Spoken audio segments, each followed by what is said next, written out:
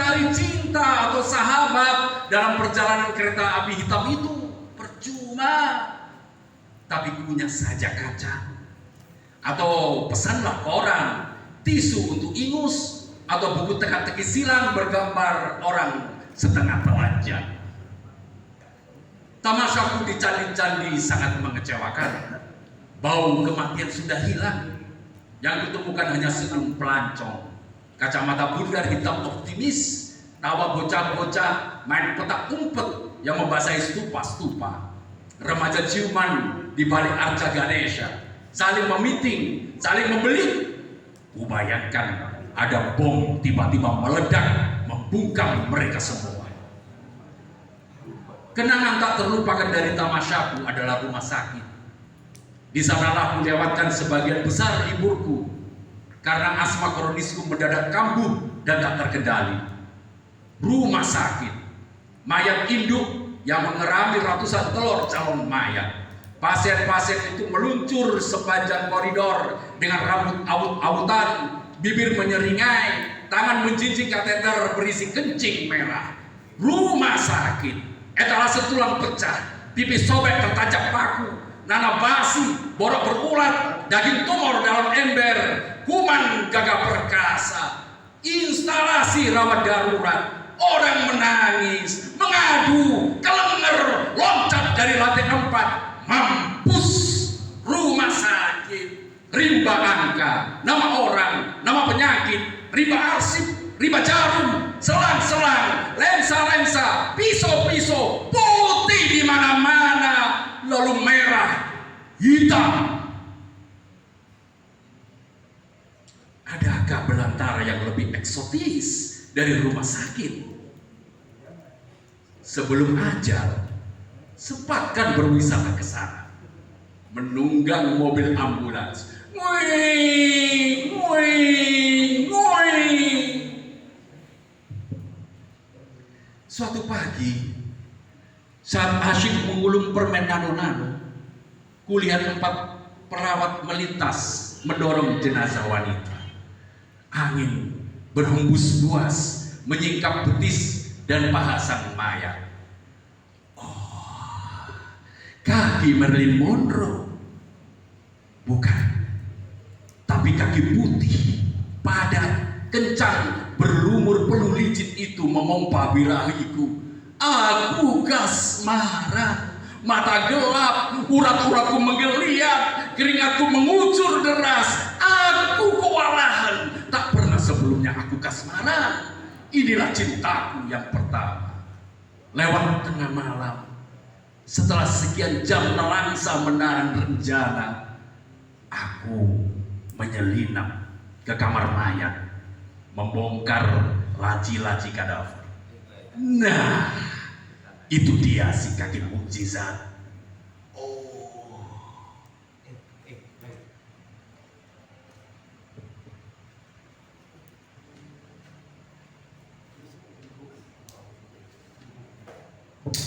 Oh, jariku mabuk meraba betis elastis itu. Saraf hidungku menggeletar ketika kuhirup embun pada lutut itu dengan mata terpejam. Oh, getar sihir yang memancar dari pangkuannya membuat rohku memuai. Oh, hidup, oh maut. Hingga subuh, aku dan mayat itu bersetubuh. Oh, mayat yang cantik, ku akui tanpa kemunafikan, aku cinta padamu. Kecupan lembab di leherku membuyarkan lamunan. Apa sih yang kamu pikirkan? Bisik perempuan di sampingku, istriku. Aku terkenang bapakku. Aku terkenang mayat yang kuperkosa di rumah sakit 40 tahun yang lalu. Aku kangen padanya. Buat apa diingat-ingat? Kalau hidup hanya siksa, kalau harap selalu patah, kalau kau terlalu licik untuk dicinta, maka ku cinta maut, Sita. Maut selalu pasti, selalu setia, tak jemu menunggu. Sita, apa sayang? Sahutnya dengan mata tak berkedip memandang layar bioskop, menatap ilusi. Kau setia? Ya, sungguh, sungguh. Ia mengunyah popcorn. Terima kasih, Sita. Ingin kuraba tangannya, tapi tangan itu sibuk memasukkan biji popcorn ke mulut. Tapi Sita, kau ingat hukum kedua termodinamika? Kekacauan meningkat selalu bersama waktu. Kita memang pernah indah kayak gambar pemandangan dalam jigsaw puzzle, tapi waktu pelan-pelan telah membuatnya berantakan lagi. Aku merasa, shut up! Kita di sini bukan diskusi fisika. Kau selalu ganggu kesenanganku, Johan. Muak. Johan, sini. Coba lihat bulu dada Mel Gibson itu. Jantannya. Iya, Sita. Tak seperti aku. Cuma kantong tulang loyo yang sebentar lagi bodiar. Karena itu, Sita, kau main dengan pria-pria bertenaga kuda. Aku punya fotomu bersama para gigolo itu di bar, di pantai dan rumah makan. Kamu pendusta, Sita. Sita, apalagi alangkah bahagia beristri seorang mayat. Setia, tak berdusta. Jangan ngoceh saya, semprotnya di telingaku. Ini gedung bioskop, jangan bikin malu.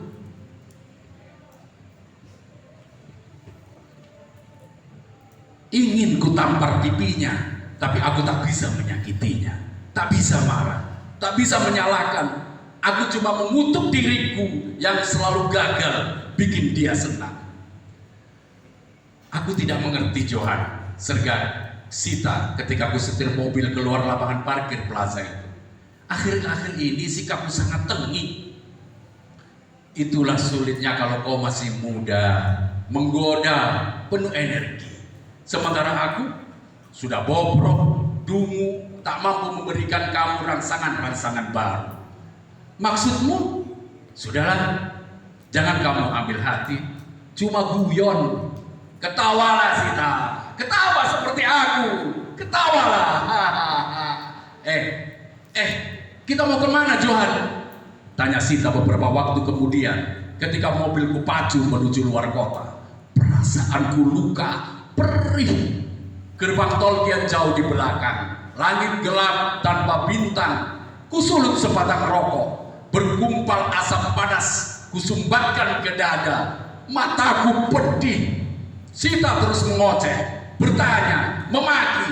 Aku pindahkan mobil ke lajur kanan, menghadang bus di kejauhan. Lampu depannya berkedip ganas dengan geraham terkatup dan mata nanar. Ku hentak pedal gas dalam-dalam, keras-keras, 120 km per jam. Mesin meraung, aku menangis. Johan, kau gila. Aku sayang kau, Sita, tapi semua itu cuma lelucon. Bus itu tak mendekat, tak ada jalan menghindar, tak ada jalan kembali. Tepat di antara moncong bus dan moncong mobilku, kulihat maut dalam wujud gadis striptis yang meliuk, mengeliat, mengupas busana. Ia menyanyi dalam suara Nat King Cole. In the restless world like this is.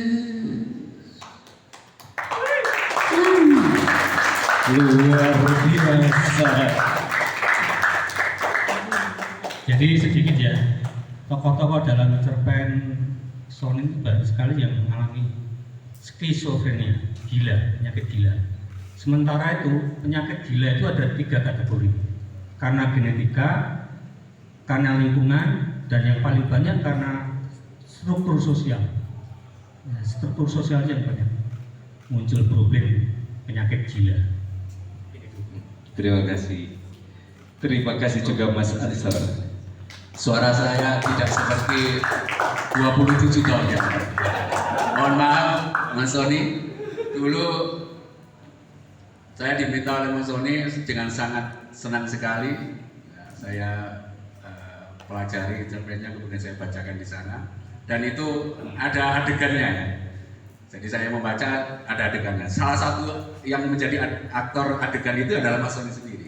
Sehingga pada waktu dibuka diskusi tentang karya Mas Sony ini, kemudian keliru. Para hadirin waktu itu keliru. Dikiranya saya yang Mas Sony itu saya. Dikiranya. Ternyata Mas Sony yang waktu itu yang nyanyi nguing gitu ya. Jadi itu Mas Ribut cukup. Terima kasih. Saya jadi terkenang masa lalu dan ini menjadi inspirasi saya juga untuk mendorong saya lebih kembali lagi ke sana untuk belajar menulis lagi. Terima kasih Mas Sony. Aplaus sekali lagi buat Mas Ansor. Itu baru sisa-sisa. 27 tahun yang lalu. Oh. Oke teman-teman, sekarang sudah jam 9, sebenarnya waktunya sudah selesai, tapi karena tadi pembukaannya juga molor, jadi penutupannya kita sepakati molor juga ya. Saya buka 3, boleh memberi tanggapan, boleh memberi pertanyaan, juga boleh berbagi pengalaman. Silahkan.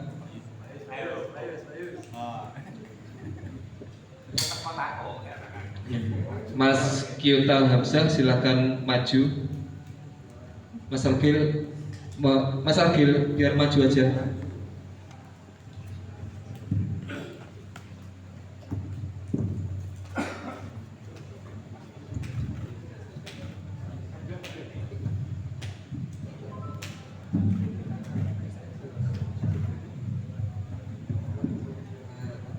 Mohon memperkenalkan diri. Selamat malam. Perkenalkan, nama saya Kyota Hamzah dari Sidoarjo, dari Forum Lingkar Pena Sidoarjo. Ini apa ya? Ada mungkin mendengar proses kreatif dan juga perjalanannya ternyata wah 95 saya baru lahir. Dan baru dirilisnya sekarang. Berapa tahun itu? Udah hampir 27 tahun.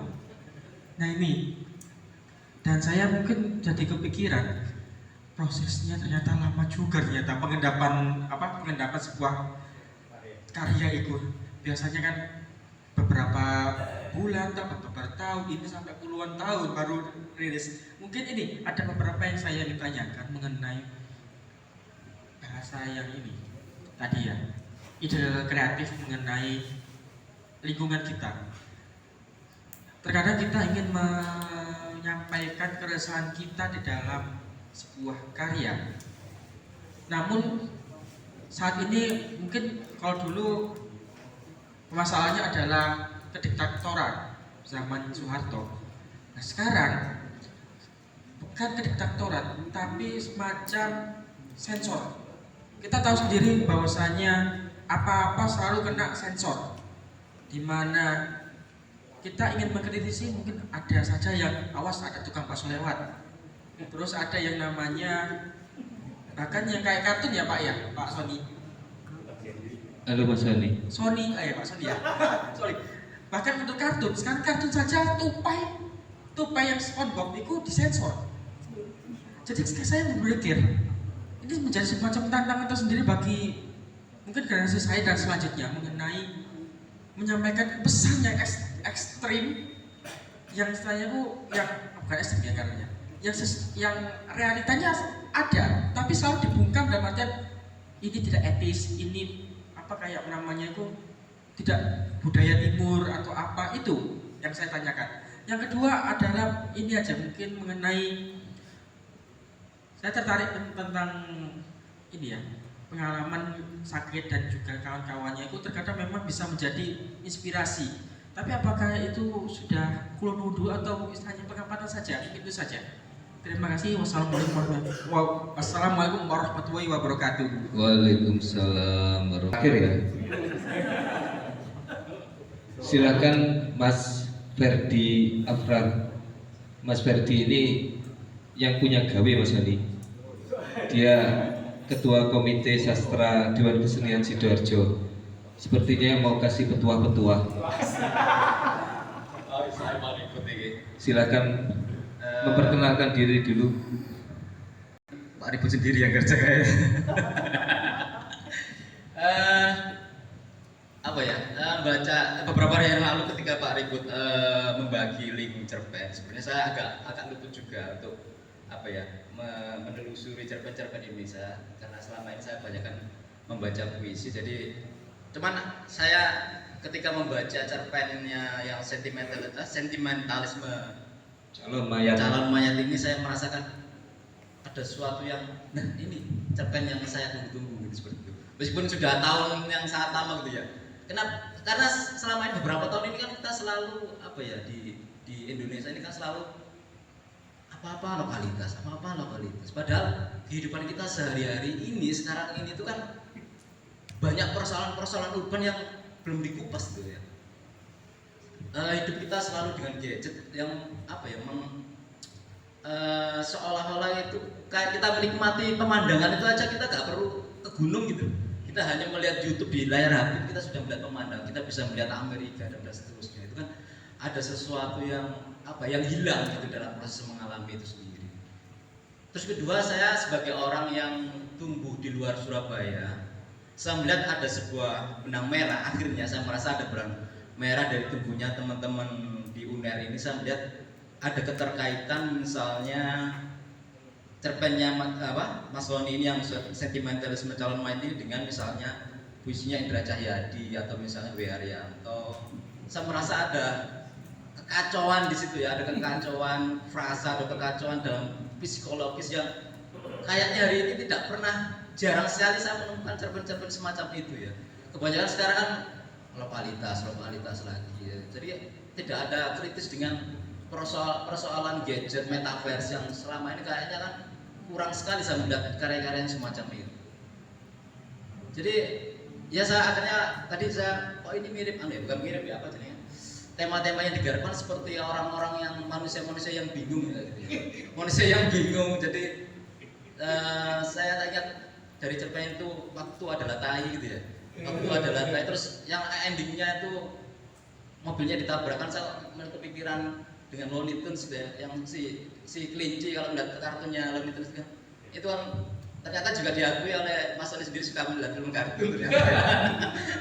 Jadi ada sesuatu yang kayaknya tidak logis, tapi dalam berita-berita yang kejahatan kriminal itu kan kayaknya juga tidak logis sih sebenarnya kalau bisa dilakukan oleh seorang manusia gitu.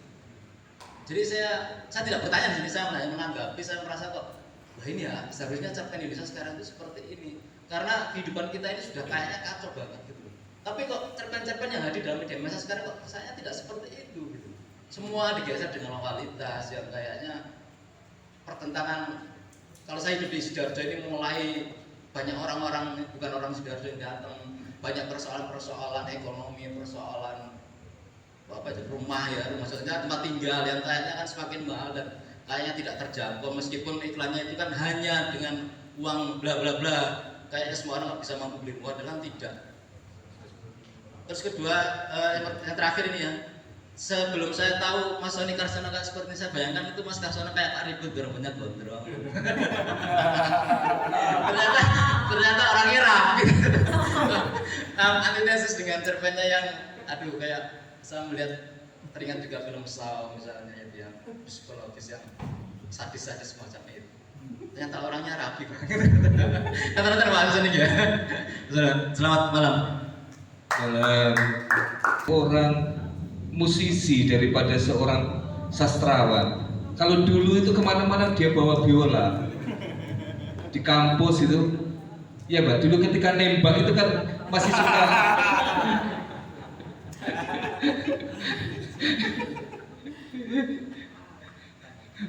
Saya lupa. Pak siapa itu namanya, tapi dulu itu pernah Sony itu ngajak teman-teman untuk demo. Di depan negara. Tidak demo di kantor DPRD, tapi demo di asrama putri. Ternyata hanya modus untuk nembak Mbak E. Teman-temannya diajak demo, kita demo serius. Saya bukan manusia.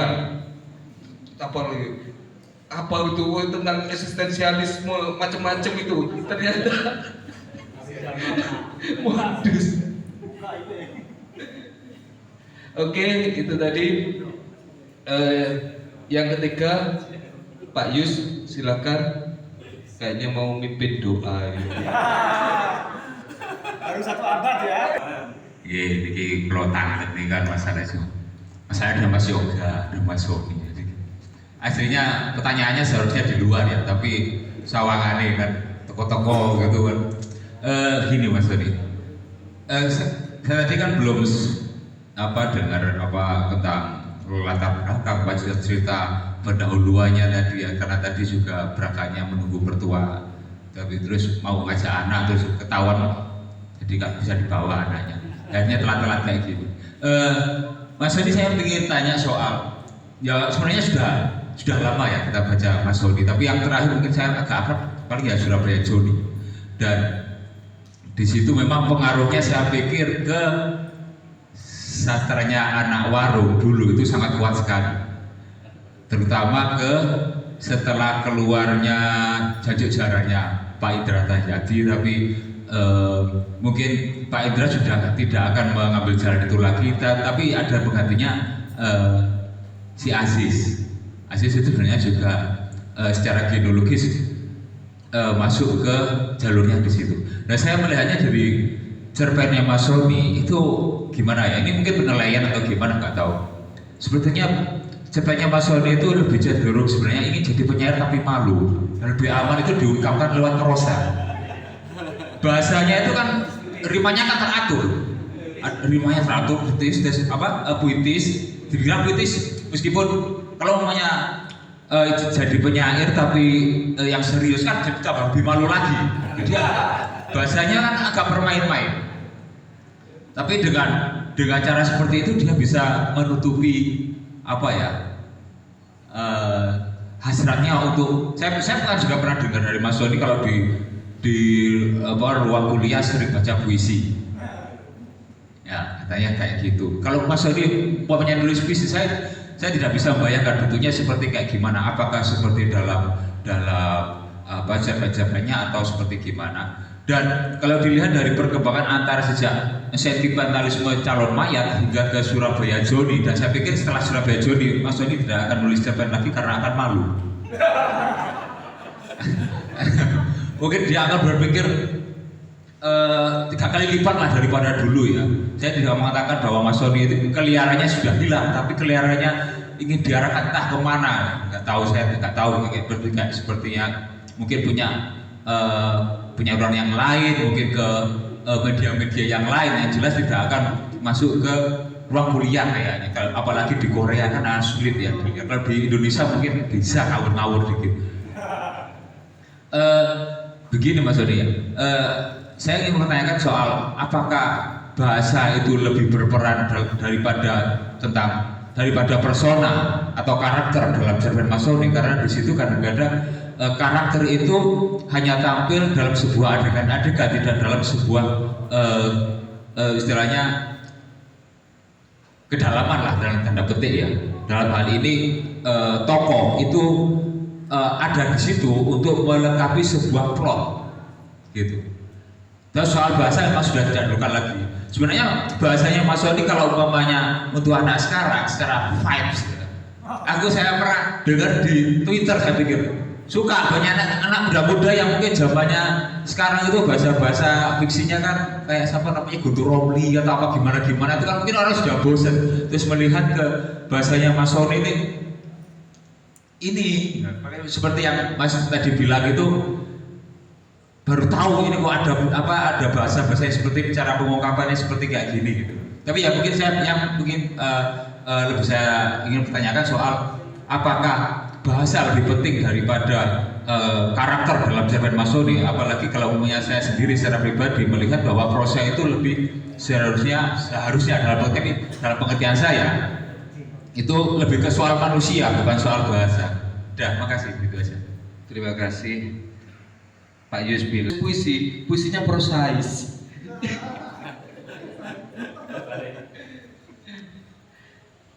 Mungkin tidak perlu dijawab satu persatu, langsung secara global saja. Mas Yoga dulu atau Mas Soni? Mas Yoga, silakan. Ya, sedikit aja.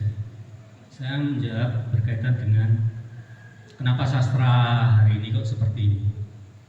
Ini bukan kesalahan dari teman-teman yang mau menulis, tetapi redaktur telah membuat mengekang kita untuk berkarya yang seperti dulu.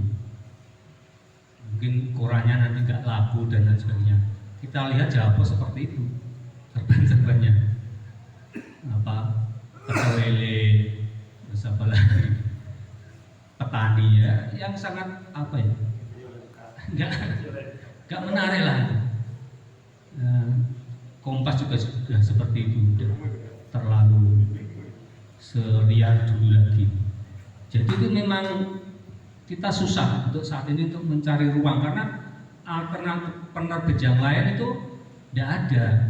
Seperti dulu jurnal Kalam, sekarang sudah tidak ada. Horizon tidak ada yang mau. Jadi untuk ruang-ruang yang di media itu saat ini memang agak susah. Kecuali mau membuat karya sendiri dengan tidak mempertimbangkan media massa dan memang mau diterbitkan sendiri, jadi bebas tidak mempertimbangkan. Kalau kita misalnya ke Jawa Pos, maka kita akan belajar Jawa Pos kalau masuk itu karyanya seperti apa, kita pelajari.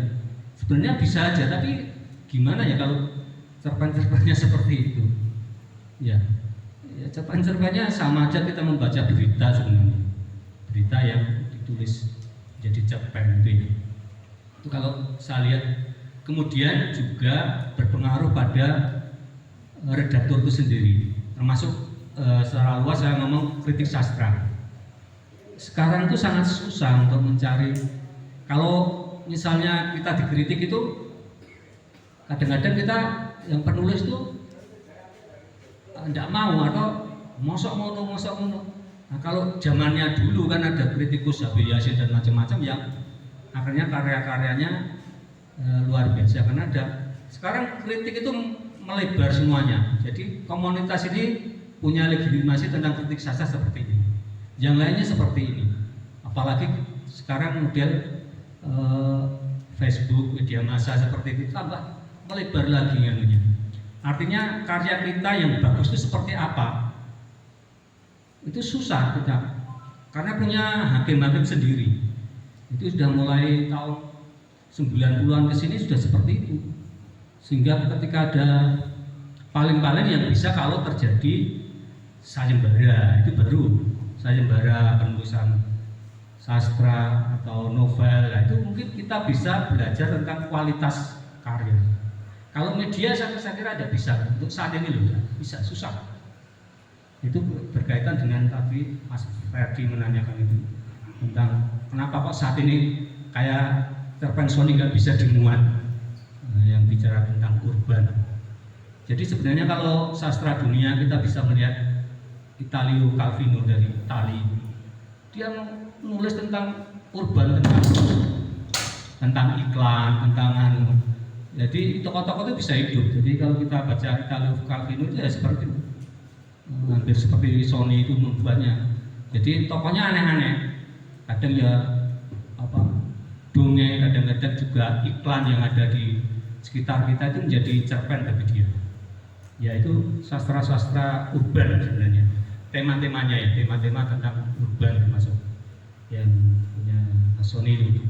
Tapi yang jelas kegelian sekarang itu karena tidak ada ukuran yang kuat di situ. Banyak-banyak sekarang kan lokalisme seperti itu yang didengung-dengungkan. Sebenarnya tidak seperti itu juga, tapi karena lingkungan kritik sastra, lingkungan media, dan itu menghendaki seperti itu, akhirnya seperti itu.